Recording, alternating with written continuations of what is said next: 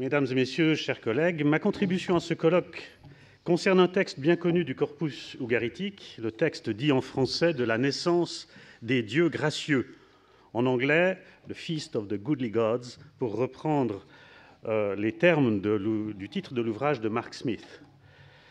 Pour être bref et aller rapidement à l'essentiel de mon propos, je ferai l'économie des discussions d'ordre textuel et philologique que Mark Smith a opportunément synthétisées dans son ouvrage de 2006. Je ne veux pas suggérer par là que tous les problèmes sont résolus, loin de là, et les détériorations sur le haut de la tablette nous privent de précieuses indications au début et à la fin du texte. Je souhaite seulement vous faire part d'une idée d'interprétation sur l'argument général de ce texte, autrement dit, sur son contexte à la fois rituel et idéologique. Je suis arrivé à cette hypothèse au cours d'une recherche menée, il y a depuis un certain nombre d'années déjà, sur l'existence probable de rites de passage dans les sociétés du bronze au Proche-Orient ancien et à Ougarit notamment. Je suis donc très reconnaissant aux organisateurs de ce colloque de m'avoir donné l'occasion de vous faire part de cette idée et d'entendre vos réactions. J'ai publié ce dossier d'indices et mon argumentaire dans le numéro 225 de la Revue de l'Histoire des religions en 2008. Et je me permets d'évoquer cette publication parce qu'elle constitue le socle à partir duquel se fait ma lecture du texte, donc KTU 1.23. L'existence de rites de passage dans les sociétés antiques du Proche-Orient demeure très difficile à cerner, car de telles pratiques ne sont pas attestées directement dans notre documentation. Par une approche comparative avec le monde créto-égéen du deuxième millénaire, mais aussi avec le monde grec archaïque, il est possible, me semble-t-il, de mettre en évidence un code symbolique associant la chasse et l'érotisme dans un certain nombre de fragments mythologiques aougarit, et en particulier dans la légende d'Akat.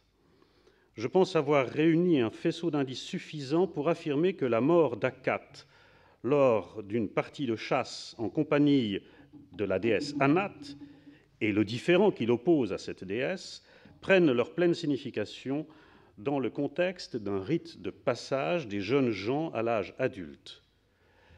La mort d'Akat apparaît comme un contre-exemple héroïque et le récit exemplaire de l'échec d'un tel passage. Pour revenir au texte qui nous occupe aujourd'hui, dans ma présentation orale, je m'attacherai essentiellement au contexte rituel dont il est question et je laisserai provisoirement de côté le mythe d'hiérogamie évoqué au centre du texte. On s'accorde en effet à lire dans ce texte l'évocation d'une cérémonie associée à un mythe, le mythe du mariage d'El, et de la naissance de personnages énigmatiques que sont les Goodly Gods. Deux catégories d'acteurs interviennent dans ce texte. Les uns sont divins, d'autres sont humains, d'autres sont moins immédiatement identifiables, mais néanmoins présents selon moi, notamment les ancêtres. Mais je laisse cet aspect-là pour aujourd'hui de côté. En plus des acteurs impliqués dans le rituel décrit, donc les dieux gracieux, les divinités, le roi et la reine, les entrants que vous voyez à la ligne 7, je vais reprendre mon texte imprimé, ce sera plus simple, puisque vous l'avez aussi désormais, les entrants, les archers, je reviendrai sur ces termes, moins faciles à identifier. Le découpage du texte par des lignes horizontales au recto de la tablette suggère différents officiants, dont un récitant, celui qui prend la parole à la première personne, dès la première ligne, j'invoque ou j'appelle les dieux gracieux, etc. Et les, à mon sens, probables interventions d'un chœur, à la façon de la tragédie grecque, dans les parties lyriques, comme les lignes 8 à 11, par exemple. Et en outre, ces lignes semblent bien isoler aussi quelques indications sur l'exécution du rituel, des rubriques, donc, comme les lignes 12, peut-être les lignes 14-15, à moins que, à la ligne 13, ce soit encore une intervention du chœur. Et rubrique encore, aux lignes 17B, donc à la seconde page, 18 et 21, 22. Le texte de la tranche et du verso de la tablette ne comporte plus aucune ligne de séparation et semble être entièrement confié au récitant. Bon, pour des raisons que je ne vais pas développer ici, je propose tout de même d'y voir encore une rubrique à la ligne 57. On recommence, dit le texte, on récite 5 fois pour les statuts, peut-être, probablement, et l'assemblée tout entière chantera. Et peut-être une partie dite par le chœur, bon ça c'est hypothétique, aux lignes 39 à 45. Cette répartition du texte entre différents intervenants est bien sûr hypothétique, mais elle repose sur la constatation qu'un locuteur prend la parole à la première personne dès le premier mot, et puis encore à la ligne 23, s'appuie également sur l'évidence que la narration du mythe suppose un récitant et qu'une action liturgique implique nécessairement un certain nombre d'acteurs.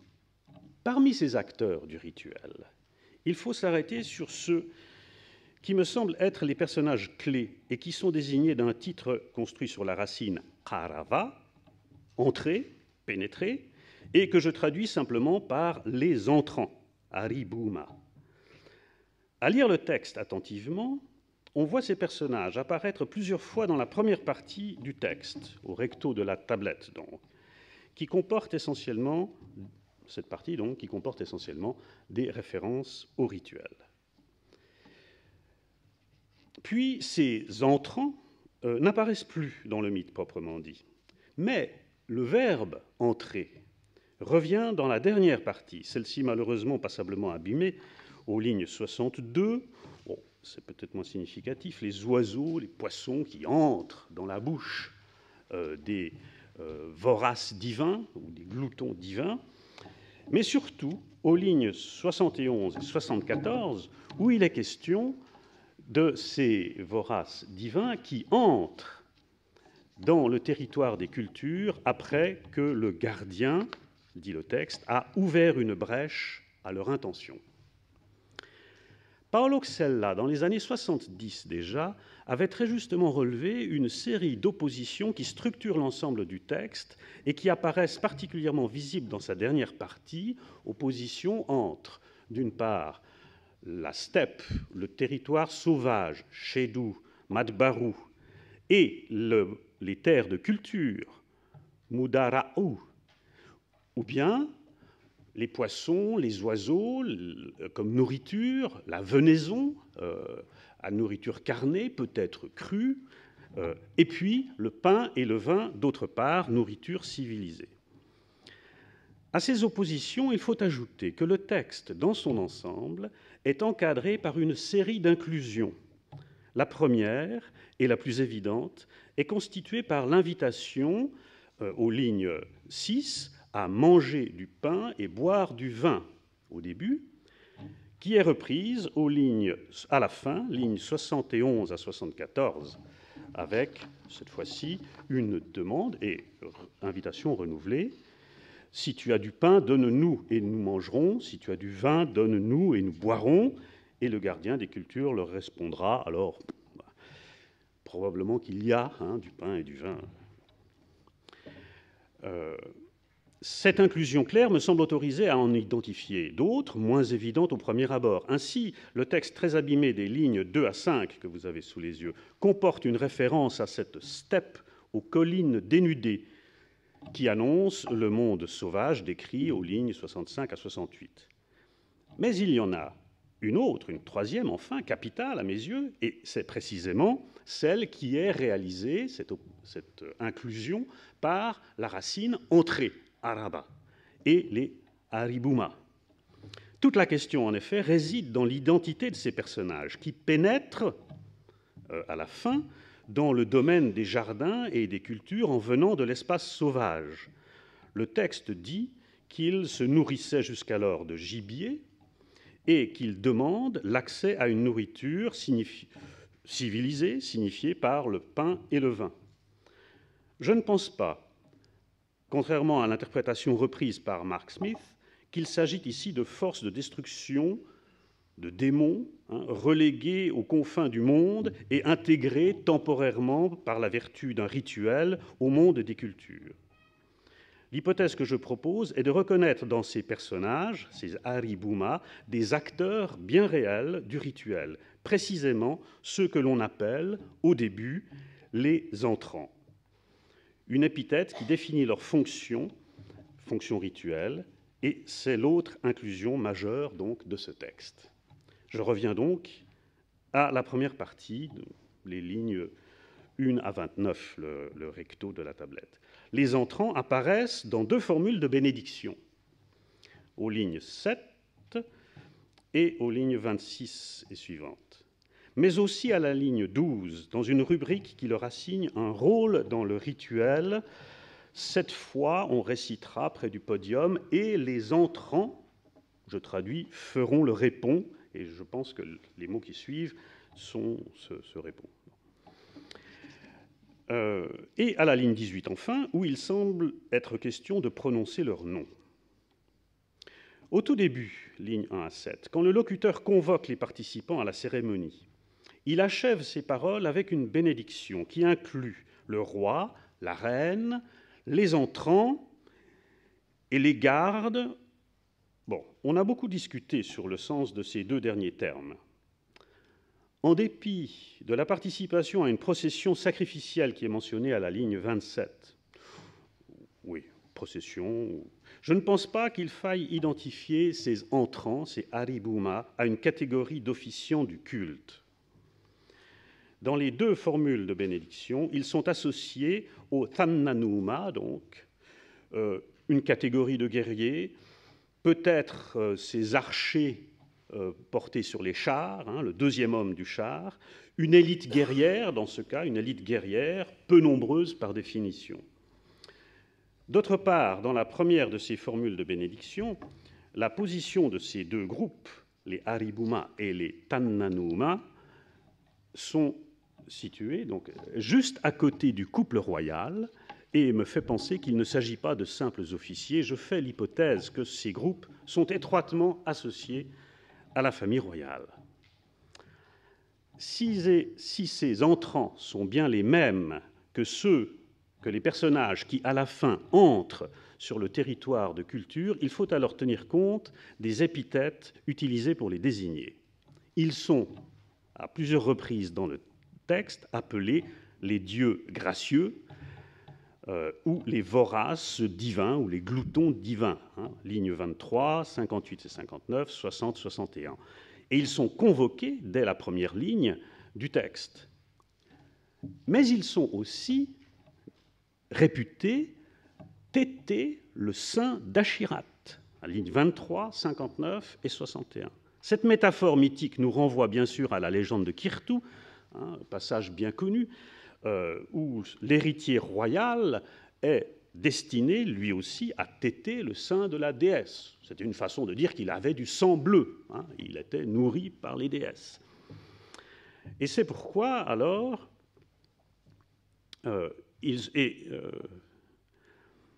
je pense qu'il s'agit ici des enfants royaux.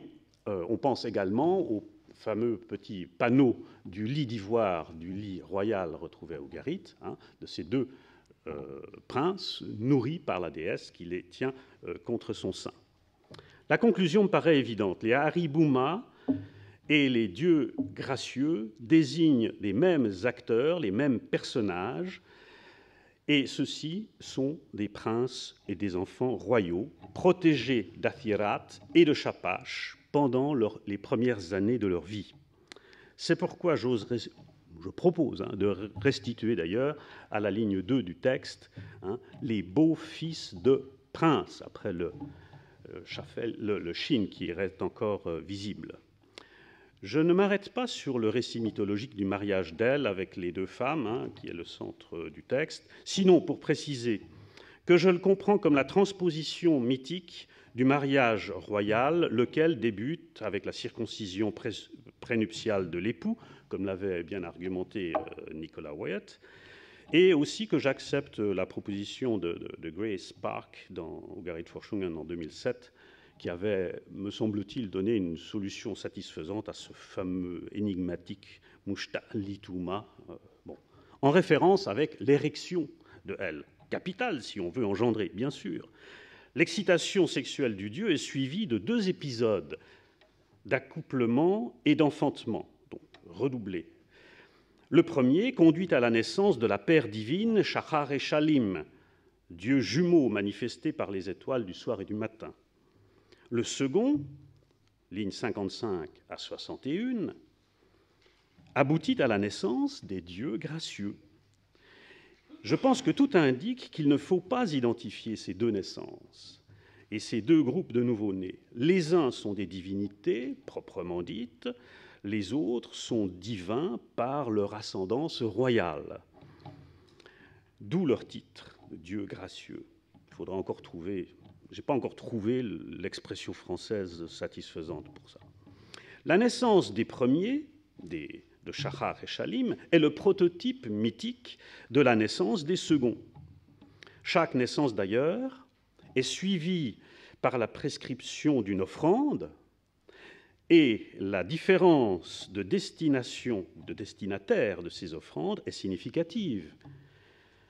On offre à Shapach et aux astres pour la naissance de Shachar et Shalim, mais on offre aux démons de la steppe pour les dieux gracieux. Alors, pourquoi cela? Eh bien, parce que, dit le texte, la steppe sera leur lieu de résidence et qu'il est plein de dangers, évidemment.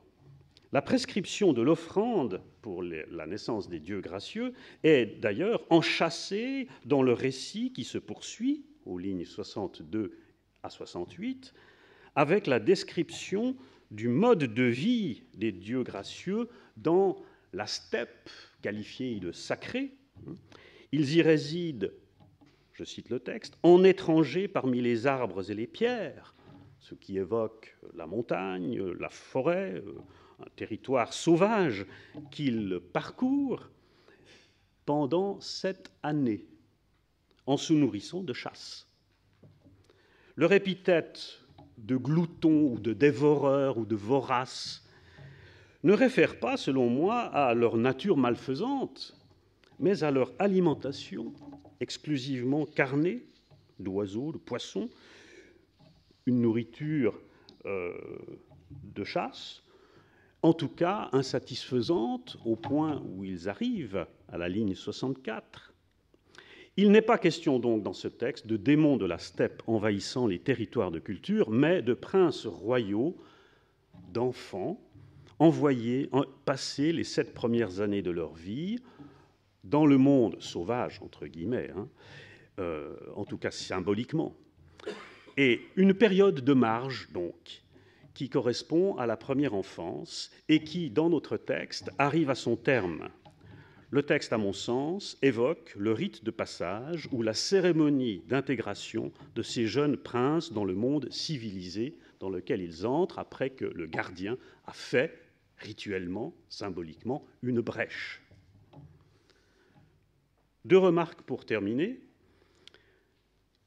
La sira du prophète, qui rapporte les hadiths et les traditions relatives à la vie de Mahomet, rapporte également la coutume dans l'Arabie pré-islamique que les familles aisées résidant en ville confiaient leurs tout jeunes garçons à des nounous de la campagne, c'est-à-dire du désert, des bédouines, afin qu'elles les nourrissent d'un lait réputé plus sain et plus vigorant, revigorant pour de futurs guerriers.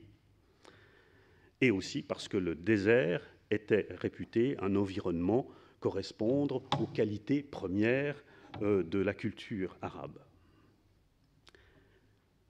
Bon, évidemment, on n'est plus à la même époque, plus tout à fait dans le même contexte, mais je pense que le parallèle mérite d'y réfléchir après ce que je viens de vous dire. Deuxième remarque, les archers. Ce que j'ai fini par traduire par archers, les fanninuma, qui sont associés à ces entrants. J'ai pensé un temps que c'était les mêmes, en fond. Bon, s'ils viennent après 7 ans, on ne sait pas à quel âge ils ont commencé cette période de marge, Bon, ou bien ce sont les mêmes, ou bien ce sont d'autres, mais il pourrait être la catégorie de ces jeunes gens de l'aristocratie en âge de porter les armes.